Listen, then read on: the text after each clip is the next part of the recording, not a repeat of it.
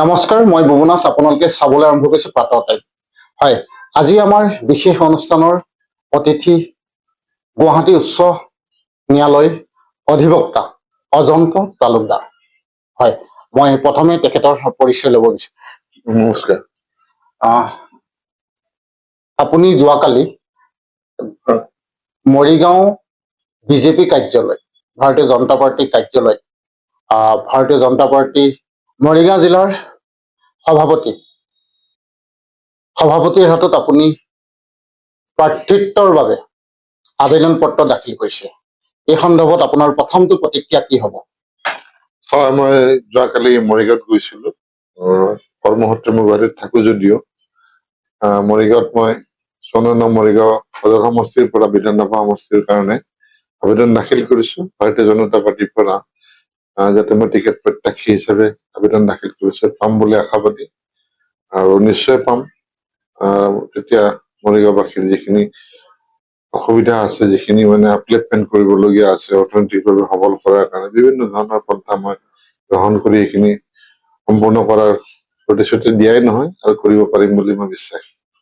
হয়, ইতিমধ্যে আপোনাৰ নামটো মৰিগাঁৱত চৰ্চাত আছে, মৰিগাঁও সদৰ সমষ্টিত আপোনাৰ নামটো চৰ্চাত আছে।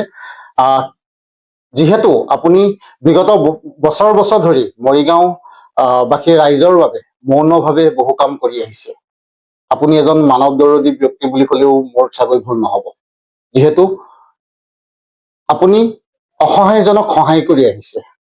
সমাজৰ কাৰণে, সমাজৰ হিতৰ কাৰণে বহু কাম কৰিছে মৌনভাৱে। কিন্তু এটা কথা উল্লেখ কৰিব লাগিব, আপুনি মৰিগাঁৱত এখন বিদ্যালয় স্থাপন কৰিছে, যিখন বিদ্যালয়ত আপুনি দৰিদ্ৰ সীমাৰেখাৰ যিসকল ব্যক্তি, সেই ব্যক্তিসকলৰ সন্তানক আপুনি ফ্ৰীতে বিদ্যালয়ত নামভৰ্তি কৰাও সুযোগ দিয়াৰ কিছু কথা আমি শুনা পাইছো। এই সন্দৰ্ভত আপুনি কি ক'ব? এইটো এটা মানৱ ধৰ্মই নহয়, এইটো পৰম ধৰ্ম বুলি ভাবো।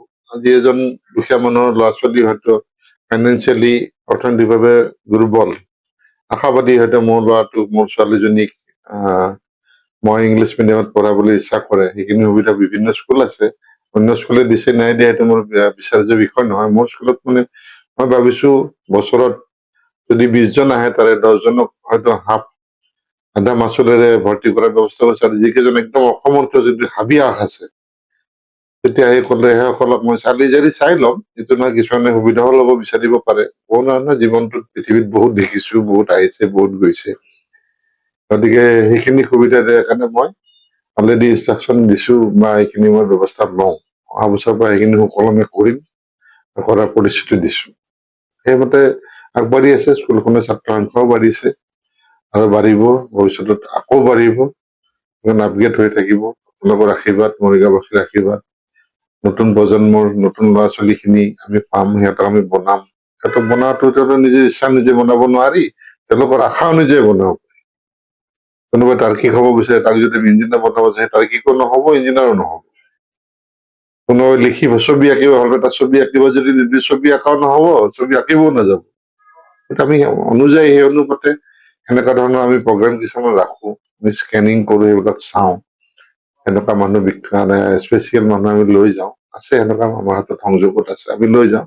আমি পইচাৰে লৈ যাওঁ, বিনা পইচাৰে লৈ যাওঁ, আমাৰ কাম। মানুহখিনি দিব বিচাৰিছো, সেইখিনি তেওঁলোকে লৈছে যদি আমি ভাল পাম। আৰু নোলোৱা মানুহখিনিক লোৱাৰ কাৰণে আমি আগ্ৰহ প্ৰকাশ কৰিব দিছো, ভয় কৰিব নালাগে, আগুৱাই আহিব দিছো। এইবাৰ মেট্ৰিক 10 তাৰিখে আছে আৰু 11 তাৰিখে আছে হায়াৰ ছেকেণ্ডাৰী পৰীক্ষা আৰম্ভ হব। এতিয়া মৰিগাঁওবাসীৰ সকলো অভিভাৱকসকলক কৈছো, ছাত্ৰ ছাত্ৰীসকলক কোনো ধৰণৰ প্ৰেছাৰ নিদিয়াকৈ চোৱা ইচ্ছা পঢ়িব লাগে। কালি পৰীক্ষা আছে, ৰাতি 12টালৈ পঢ়িটো মিছা কথা। 2 ঘণ্টা পঢ়াটো কিছুমান 4 ঘণ্টাও পঢ়িব লাগিব পাৰে, আইকিউৰ ওপৰত ডিপেণ্ডেবল। গতিকে তেওঁলোকক মোৰ ফালৰ পৰা আন্তৰিক শুভেচ্ছা নহয়, ভৱিষ্যতত তেওঁলোকে পৰীক্ষা দি উঠি ৰিজাল্ট দিয়াৰ আগত এই দুফেষ্টাখন মৰিগাঁৱত পাতিম বুলি ভাবিছো। বিভিন্ন স্কোপ বিলাক জানাৰ কাৰণে পাতিব বিচাৰিছো। কোনোবাই পঢ়িব যায় নাযায় এইটো পিছত দেখা যাব, স্কোপ বিলাক জানিবলৈ দিব পাৰি। এইটো নহয় যে মৰিগাঁৱত থাকি বিদেশত যাব নোৱাৰিবি, বিদেশত চিট নাপাম বুলি কোনো কথা নাই। সেই বস্তুখিনি মই এটা সময়ত ইণ্টাৰনেশ্যনেল লেভেলত যাব খুজিলো, যদি অক্সফৰ্ডতো কোনোবাই যাব বিচাৰে, হয়তো সামৰ্থ্যৱান আছে, ব্যৱস্থাখিনি নাজানে, এইখিনি মই দেখুৱাই দিম।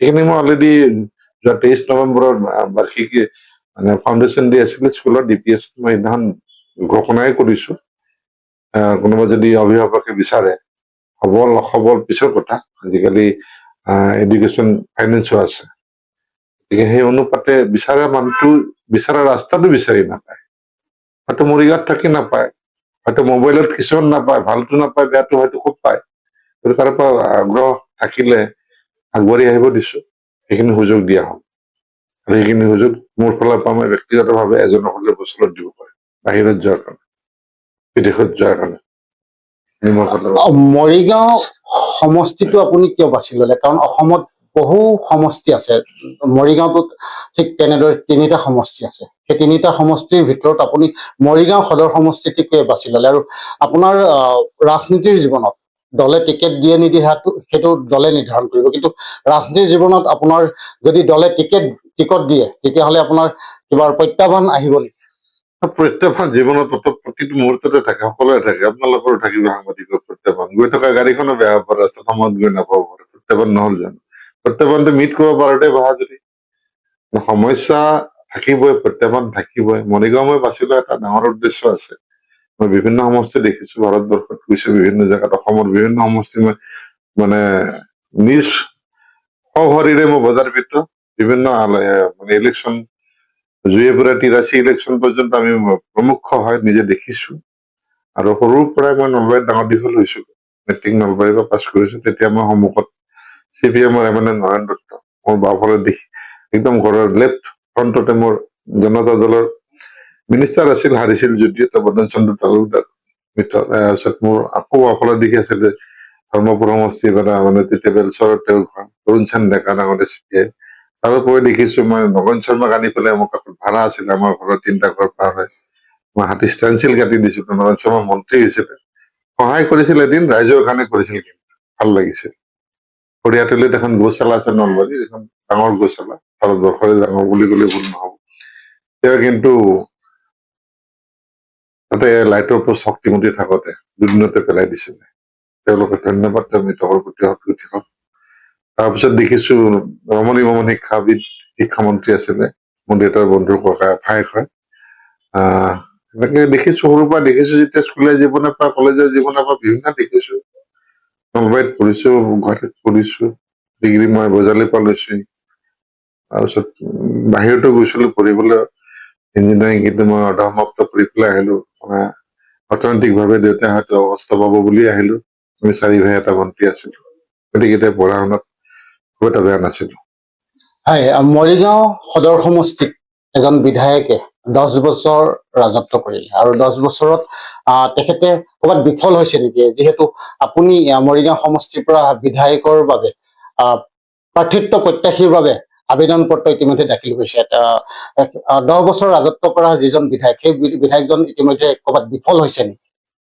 মই কাৰো প্ৰতি অভিযোগ নানো কাৰো প্ৰতি মোৰ অভিযোগ অনাৰ কোনো প্ৰয়োজনীয়তাও নাই তেওঁ বিফল হৈছে সফল হৈছে এইটো মৰিগাঁওবাসী ৰাইজে গম পাব মোৰ ক'বলগীয়া নাই তেওঁৰ প্ৰতি মোৰ কোনো ক্ষোভ নাই তেওঁ মোৰ শত্ৰু নহয় তেওঁ মোৰ মিত্ৰ নহলে মোৰ কিন্তু শত্ৰু নহয় মই তেওঁক বিচাৰো যদি তেওঁ পায় তেওঁকো মই সহযোগিতা কৰিম মই সহযোগিতা বিচাৰিম কিছুমান বস্তু আনিব বিচাৰিছো মৰিগাঁও এখন ইউনিভাৰ্চিটিৰ কাৰণে চেষ্টা চলাইছিলো আগতে জনাইছো মই আগতে এতিয়া সেইখিনি যদি ফুলফিল কৰিব পাৰো মৰিগাঁৱৰ পৰা হয়তো প্ৰডাক্ট কিছুমান ওলাব যিখিনি মোৰ নাম উজ্বলাব এদিন মোৰ নাম উজ্বলাব নালাগে মৰিগাঁৱতো নাম উজ্বলাব অসমতো নাম হব গতিকে তেওঁ সেইখিনি হয়তো মই যদি পাওঁ তেওঁৰ পৰা মই সহযোগিতা বিচাৰিম নিশ্চয় মোৰ সহযোগ মই শেষৰটো প্ৰশ্নলৈ আহিম যদি দলে আপোনাক টিকট দিয়ে তেতিয়াহ'লে মৰিগাঁওবাসী ৰাইজৰ বাবে আপোনাৰ প্ৰথমটো কাম কি হ'ব তাৰ কি প্ৰতিশ্ৰুতি দিব দলে টিকট দিলে আৰু মই যিদিনাখন মই ধৰক বিজয় ঘোষণা কৰিব মই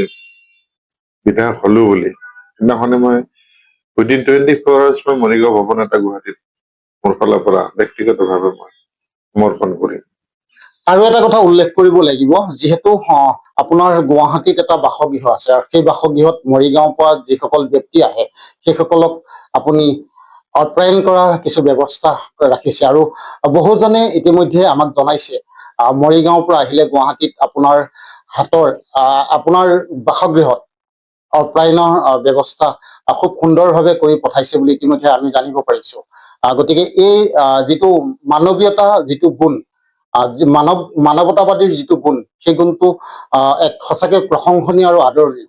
কিমান দিনৰ পৰা এই পদক্ষেপটো আপুনি গ্ৰহণ কৰি আছে? মই অকালতি জীৱনৰ আগৰ পৰা কৰিছো, ব্যৱসায় আছিলো, মই ফাৰ্ষ্ট ক্লাছ কণ্ট্ৰেক্টৰ আছিলো এটা সময়ত। মই ত্যাগ কৰিছো কাৰণ কি ব্যৱসায় ক্ষেত্ৰত ফাৰ্ষ্ট ক্লাছ কণ্ট্ৰেক্টৰ বুলি ক'লে বিৰাট ধনী মানুহ বুলি ভাবে। দুখীয়া নহয় জানো, দুখীয়া নহয়, এইটো বেলেগ কথা, কিন্তু মনৰ বহুত ধনী, সেইটো কম্পেয়াৰ কৰিব নোৱাৰে কোনোৱে। কিন্তু যেতিয়া ব্যৱসায় কৰো, আমাৰ টকা পইচা থাকিলেও কাম যিমান ডাঙৰ কৰিলো, 1 লাখ 20 লাখ 10 লাখৰ কৰিলো, মই আমিৰাত কৰিছো, যি ষ্টেডিয়াম সেইবিলাক কাম কৰিছিলো, মই বাংলাদেশ বৰ্ডাৰত কৰিছো, এক্সপিৰিয়েঞ্চ আছে।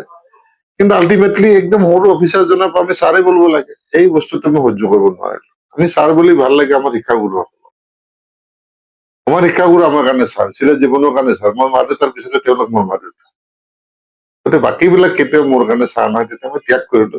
হাতীক সমৰ্পিত হয়তো ভাইটিও নোৱাৰিলে হজম কৰিব, সেই ব্যৱসায় নিজে ব্যক্তিগতভাৱে কাৰণে সি এটা বিল্ডাৰ্ছ প্ৰতিষ্ঠিত গুৱাহাটীত, লটাছ বিল্ডাৰ্ছ। তাত মোৰ দাদা ইঞ্জিনিয়াৰ, ই হজম কৰিব পাৰিছে, কৰি আছে চাকৰি, তথাপিও চৰকাৰী কাম ভালকে কৰিছে কাৰণে ৰিটায়াৰ হোৱাৰ পিছতে এক্সটেনশ্যন দিছে বৰ্তমানৰ চৰকাৰে। গতিকে সেইটো সি ভাগ্যৱান এইফালৰ পৰা। মোৰ তলৰ ভাইটি শিক্ষকতা কৰে, মানে প্ৰাইভেটলি, সি বিনামূলীয়াকৈ শিকায়। সি স্বামী বিবেকানন্দৰ ভক্ত, সি নিৰামিষ ভোজী। মা দেউতা ঢুকাইছে, মা মোৰ 1 বছৰ হল ঢুকা, দেউতা 10 বছৰ মানে আগতে ঢুকাইছে। আমি সুখী পৰিয়াল, ৰাইজৰ কাৰণে দিবৰ কাৰণে এসাঁজ ভাত, একাপ চাহ আছে, সেইখিনি আমি আগৰ পৰাই কৰি আহিছো। আৰু মায়ে সৰুৰ পৰাই শিকাইছিল, মানুহক খুৱাই পঠাবি, এবাৰ খুৱাবি, 2বাৰ খাব পাবি। হয়, আজি মৰিগাঁৱত মোৰ মানুহৰ ঘৰত ভাত আছে, মই যদি কওঁ ক'ব বহুতে ভাত দিব নেকি, দিম বুলি কওঁ, সৰুটো ভাত খুৱাব নেকি, কিয় নাখাবি, যাকে মানে কব বিচাৰো, মানে চিনাকি খিনি, অচিনাকি খিনিৰ তাতেও ভাত আছে বুলি মই ভাবো। অচিনাকি খিনি মোৰ আপোনাৰ কাৰণে চিনাকি হব। হয়, ধন্যবাদ। আমাৰ এই প্ৰাতঃটাইম বিশেষ অনুষ্ঠানত আপুনি আপোনাৰ বহুমূলীয়া সময় দিয়াৰ বাবে আপোনাক সীমাহীন ধন্যবাদ আৰু কৃতজ্ঞতা জ্ঞাপন কৰিছো।